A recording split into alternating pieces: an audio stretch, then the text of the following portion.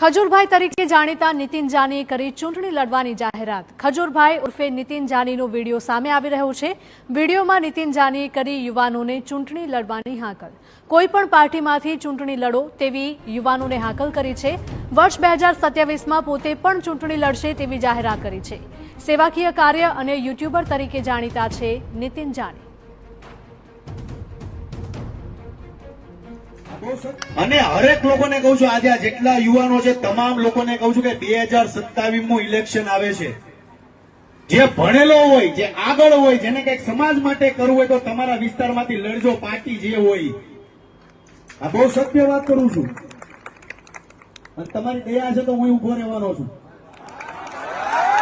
અત્યાર સુધી કોઈ ક્યારે વિચાર નથી કર્યો, પણ હવે એવું લાગે છે કે 2027માં આપણે ઉતરવું પડશે। એટલે હરેક લોકોને કહું છું, તમે ભણેલા છો, આગળ છો, વધેલા છો, તમારામાં કંઈક ટેલેન્ટ છે તો ભણવામાં ધ્યાન દેજો। અને ખાસ તમને એવું લાગે છે ઇલેક્શનમાં ઉતરવું હોય તો ઉતરજો, વોટથી ઉતરજો, પાર્ટી ગમે એ હોય, તમામ લોકોને કહું છું।